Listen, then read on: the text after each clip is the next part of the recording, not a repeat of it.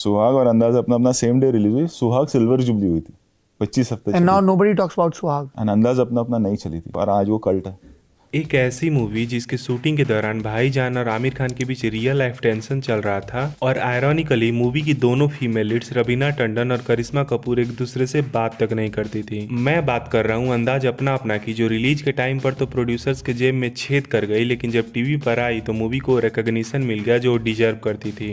Like all time favourite Hindi films have been like Andaz Apna. वो आप कितने बार भी दिखा दे, आई थिंक हमारी पूरी generation will know every single dialogue.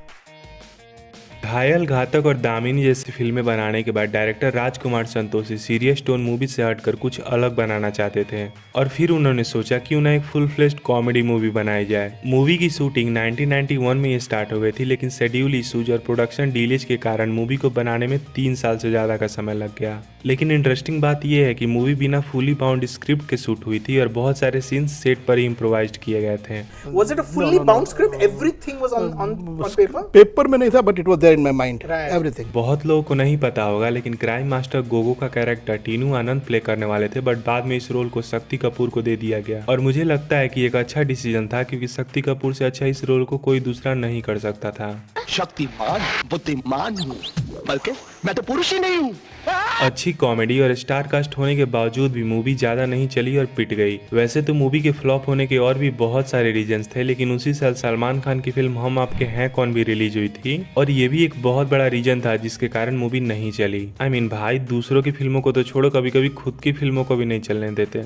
जब भी कॉमेडी मूवीज की बात होती है तो ज्यादातर लोग हेरा फेरी, भूल भुलैया और वेलकम जैसी मूवीज की बात करते हैं, बट जब मैंने 8th स्टैंडर्ड में अंदाज अपना अपना देखी तो मैं हमेशा सोचा करता था कि ये मूवी इतनी अंडररेटेड क्यों है और इसके बारे में कोई बात क्यों नहीं करता, और मुझे लगने लगा कि सिर्फ मैं ही हूँ जिसको ये मूवी पसंद आती है। बट टाइम के साथ धीरे धीरे रियलाइज हुआ कि मेरे जैसे लाखों लोग हैं जो अंदाज अपना अपना को one of the best comedy movie मानते हैं। मूवी भले रिलीज के टाइम फ्लॉप रही, लेकिन धीरे धीरे लोगों ने मूवी को घरों में टीवी पर देखना स्टार्ट किया, एंटरटेन हुए, दूसरों को सजेस्ट किया, और ऐसे ही मूवी फ्लॉप से कल्ट क्लासिक बन गई।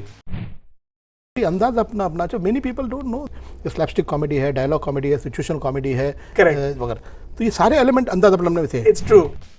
ज़्यादातर लोग स्लैपस्टिक कॉमेडी और कैरेक्टर्स के बारे में जानते ही होंगे, बट जिनको नहीं पता उनको बता दूं कि स्लैपस्टिक कॉमेडी एक तरह की कॉमेडी होती है जिसमें कैरेक्टर्स डायलॉग के थ्रू कम बट अपने एक्शंस और अपने वियर्ड और over the top facial expressions के थ्रू ज़्यादा हंसाते हैं। ऐसी कॉमेडी के कैरेक्टर्स बहुत क्लमजी होते हैं और उस सिली सिचुएशंस में फंस जाते हैं, और मोस्ट ऑफ द टाइम उनके लाइफ में कुछ खास पर्पज नहीं होता। लेकिन अंदाज अपना अपना में स्लैपस्टिक कॉमेडी को बहुत अच्छे से यूज किया गया था, जो कि वेल टाइम्ड और वेल सूटेड है। अगर इस तरह की कॉमेडी को अच्छे तरीके से इम्प्लीमेंट ना किया जाए तो मूवी कैरिकेचरस लगने लगती है। अगर रीसेंट एग्जांपल देखो तो हाउसफुल 5 एक स्लैपस्टिक कॉमेडी ही होने वाली थी, लेकिन मूवी में कॉमेडी के अलावा सब कुछ दिखाया जा रहा था। अगर तुम मेटा कॉमेडी और मेटा रेफरेंसेस के बारे में नहीं जानते तो बता दूं कि जब किसी स्टोरी का कोई कैरेक्टर किसी दूसरे स्टोरी के कैरेक्टर का रेफरेंस ले रहा हो, या आयरॉनिकली उस स्टोरी में किसी रियल लाइफ इंसान के बारे में बात किया जा रहा हो, उसको ही मेटा रेफरेंस बोलते हैं। टेक्निकल टर्म्स में इसको फोर्थ वॉल ब्रेक करना भी कहते हैं, जिसमें कैरेक्टर्स कभी कभी रियल लाइफ लोगों का भी मजाक उड़ा देते हैं। समीर ही है ना? नहीं, मैं अजय देवगन हूँ। क्यों? आजकल के मूवीज में मेटा जोक्स और मेटा रेफरेंसेस का यूज बहुत कॉमन है, बट अंदाज अपना अपना में इन मेटा रेफरेंसेस को 30 साल पहले यूज किया गया था, जब ये चीजें हिंदी सिनेमा में ना के बराबर यूज होती थी। अगर तुम्हें अभी भी समझ नहीं आया तो एग्जांपल देखो। खानदानी चोर हूँ मैं, खानदानी मोगैम्बो का भतीजा। तुम में से ज्यादातर लोगों को ये पता ही होगा कि इस सीन में शक्ति कपूर का कैरेक्टर खुद को मोगैम्बो का भतीजा बताता है, जो कि अनिल कपूर के मिस्टर इंडिया मूवी के विलेन है, और इसीलिए ये सीन एक मेटा रेफरेंस का एग्जाम्पल है। अबे तुमने शोले पिक्चर देखी है? हाँ, 10 बार। हाँ, इसके बाप ने लिखी है। देख बाप पे मत जा। ये सीन आयरॉनिकल इसलिए है क्योंकि सलमान खान के real life father Salim Khan ने ही शोले लिखी है। रवीना और करिश्मा का रियल नेम रखना, अमर का देवानंद को मिमिक करना, और ऐसी बहुत सारी मेटा रेफरेंसेस से ये मूवी भरी पड़ी है, जिसको अगर तुम नोटिस करोगे तो तुम्हें रियलाइज होगा कि मूवी कितनी स्मार्टली बनाई गई थी, बट टाइम से 10-15 साल पहले रिलीज हो गई। मूवी में ऐसे बहुत सारे सीन्स हैं जो सिचुएशनल और स्लैपस्टिक कॉमेडी को परफेक्टली ब्लेंड करते हैं। ज़्यादातर स्लैपस्टिक कॉमेडी वाली मूवीज एक पॉइंट पर आकर ओवर द टॉप पर एग्जैजरेटेड लगने लगती हैं, बट अंदाज अपना अपना में उस एग्जैजरेशन को सिचुएशंस के साथ मिक्स करके एक बहुत ही अच्छी कॉमेडी मूवी बनाई गई थी, जो कि आजकल के कॉमेडी मूवी में ना के बराबर होता है।